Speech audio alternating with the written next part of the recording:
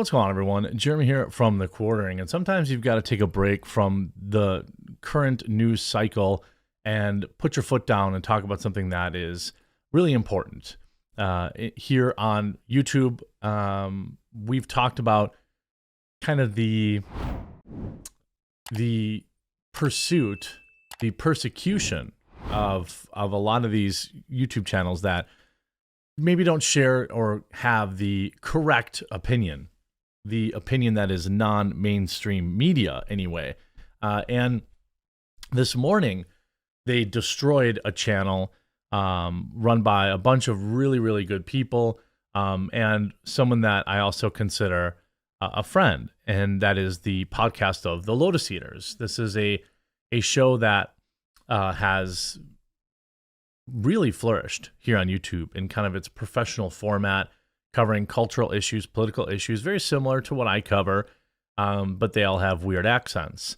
But you know, part of the issue, or part of the reason they are persona non grata, is that they talk about a lot of, spicy issues. Talking about the science, talking about culture, and all of these issues. From a non-mainstream perspective. They are, they have the podcast for the Lotus Eaters, obviously the lotuseaters.com. They have a lot of videos for everybody to watch. And the channel is run by Carl Benjamin, or Sargon of Akkad, and other people, not just Carl Benjamin. Now, this morning, they were told that they are no longer allowed to make a living on YouTube. And this is something that is literally the specter of every content creator on this platform that isn't, that talks politics really from from a free thinker's perspective. It doesn't mean just because you're going against the narrative that you're always correct, or that you're always incorrect. But it's getting increasingly harder for people who have a non-traditional voice to even be allowed to share that opinion. That's why so many people have started migrating over to Rumble, for example. It's kind of become the freer speech platform that doesn't seem to have the same kind of suppressive laws or rules and algorithms that YouTube does. The problem is when you have staff, right? When you have obligations, there are certain things that there are compromises you make. For example, the Lotus Eater has multiple staff members. I have multiple staff members. If me, replacing words or being family friendly as often as possible means I can employ the 5 people that I do, that's a trade I'm willing to make. People often will say, well, just go to Rumble. Well, if you just go to Rumble, you make $0. You have to find alternative ways to fund your staff. And this is not an easy thing unless you're Steven Crowder, right? And you already have an army of people willing to support you. For mid-tier and growing content creators, the few bucks a month they make from YouTube is what allows them to put the more time into it and grow. Now, for a long time, YouTube has essentially banned creators, more so, for example, if you were really questioning the COOF, or you were really digging deep into some sensitive subjects. And most of us kind of understood, okay, well, this is what YouTube said. They said you can't talk about the COOF, you can't talk about, specifics of it, and you can't share your opinion, even if that opinion ended up being right. But with the Lotus Eaters ban from the YouTube partnership program, this is the first time, I think, for a channel that really follows the same core tenets that I do, at least for our YouTube versions of videos. They don't swear in their videos. They follow the YouTube algorithm, or the YouTube partnership program to a T. Their videos are almost always approved for monetization and have been for many years. And now, well, I guess I'll let Carl say a little bit here.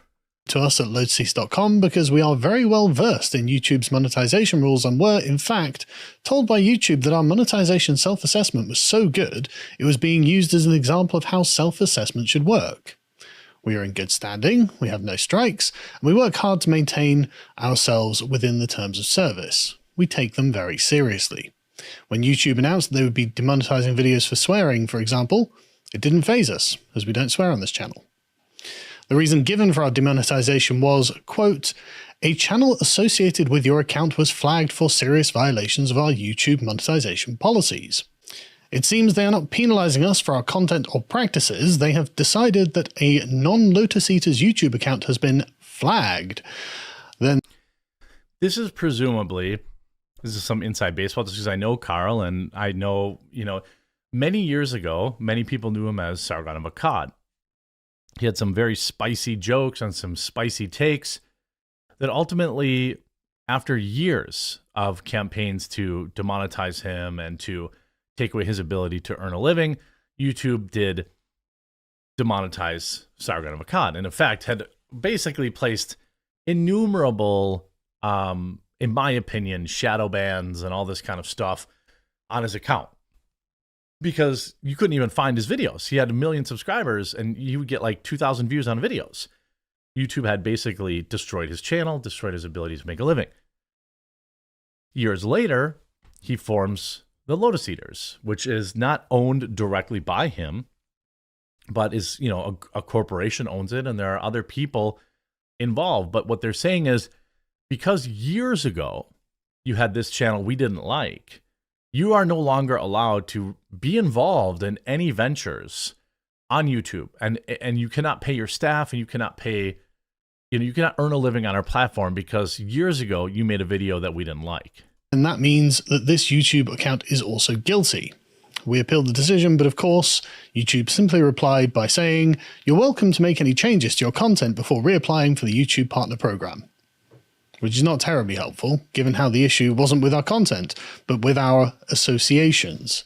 I have no idea what changes we're supposed to make, and YouTube doesn't provide any specific guidance. This amounts to YouTube telling us simply that we're bad people and unworthy of being allowed to earn money by driving traffic to their website, and no amount of changing yourself is worthy of consideration or respect. I want to make it clear, this is not a personal YouTube account. I do not own it, I do not operate it, and the money from it does not go to me. Legally, it is not associated with any previous YouTube accounts, and is instead owned by a registered corporation with all the responsibilities that go along with that status.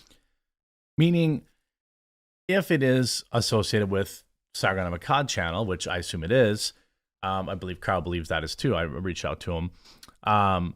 They're not associated. He's just an employee at this company. And what's interesting is the timing of this, right? This is a thing where people are constantly, like, people flag my channel constantly, every day, all videos every day. This is their entire existence.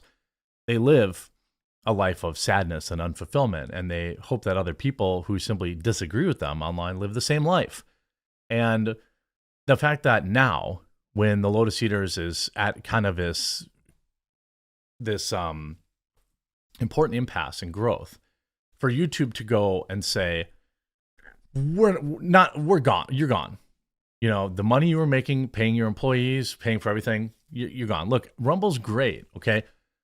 If I got demonetized, would a couple thousand people, go and join and pay monthly for content? Sure. I'd have to let most of my employees go, but the channel could continue. But in this case, this is the first example of a channel that really, really follows the rules, and YouTube just said, you're gone. Right now, Rumble is not yet a viable alternative for people.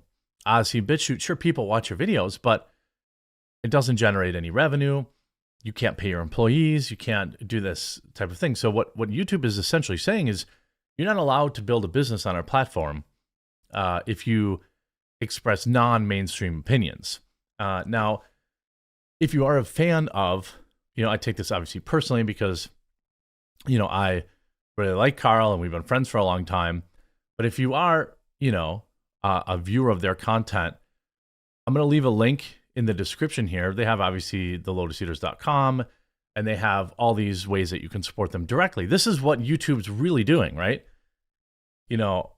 I've been working on something that I can't quite yet announce, but like, this is what I'm doing, quite frankly.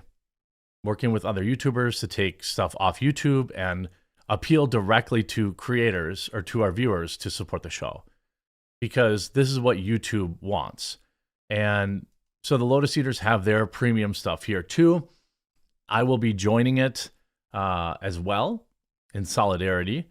And also, it's going to force me to prioritize a similar change, because this is very, very bad.